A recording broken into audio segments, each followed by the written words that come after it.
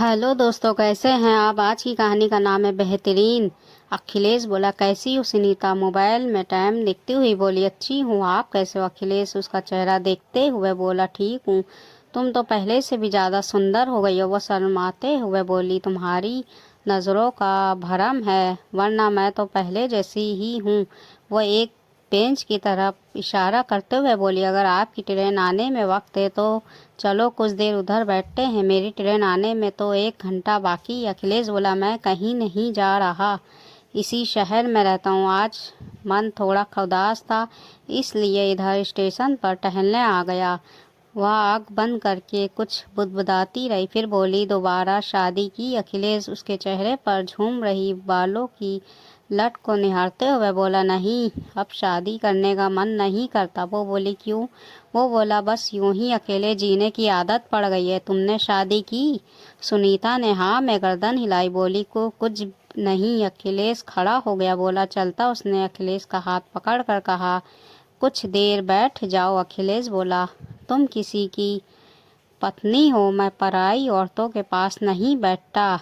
उसने जबरदस्ती अखिलेश को बैठा दिया, फिर बोली, पत्नी मैं आपकी भी थी। अखिलेश बोला, पहले थी, 6 साल हो गए हैं डिवोर्स हुए वे, अब तो पराई हो गई। वो बोली, एक बात पूछूं। वो बोला, क्या। वो उदास होकर बोली, क्या तलाक दिलों को भी दूर कर देता है। वो दूसरी तरफ देखते हुए बोला, पता नहीं। वो बोली, मेरी दूसरी शादी हुई थी, मगर 6 महीने भी नहीं चल पाई।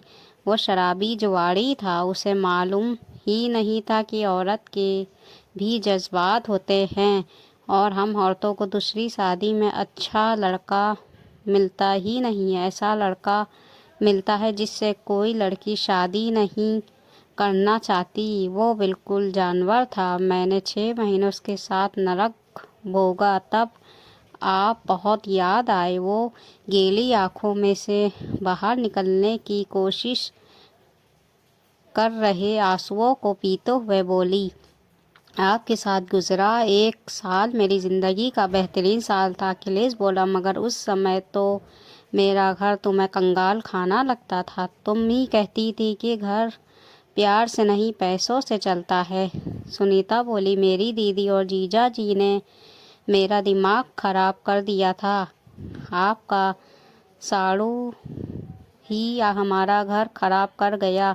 अखिलेश फिर से खड़ा हो गया, बोला, चलता हूँ, शाम हो गई है, घर जाकर खाना भी बनाना है। सुनीता ने फिर से उसका हाथ पकड़कर बैठा लिया, बोली, जिंदगी का 1 साल साथ गुजारा है, आज 1 घंटा और साथ गुजार लो ना। अखिलेश बोला, पुराने जख्म कुरेद रही है, वो दर्द होता है।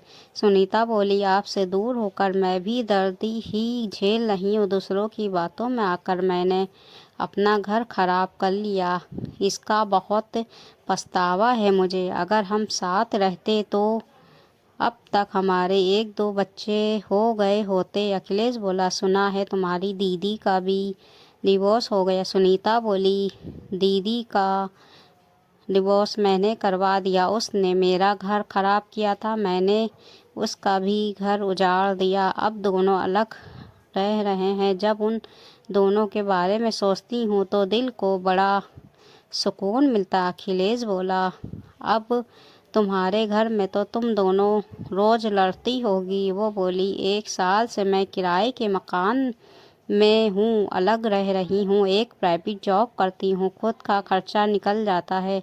जब से कमाने लगी हूँ आपकी और भी ज़्यादा याद आई मुझे। अब मुझे एहसास हो गया कि कमाना कितना मुश्किल है। बहुत कुछ सुनना पड़ता है, बहुत कुछ सहन करना पड़ता है, तब जाकर 4 पैसे सैलरी के मिलते हैं। अखिलेश बोला, चलो, अच्छा हुआ तुम्हें अकल आ गई, मगर अब मुझे जाने दो। दूध वाला शाम का दूध गेट के सामने रख गया होगा, अगर टाइम पर नहीं पहुंचा तो दूध जानवर खा जाएंगे।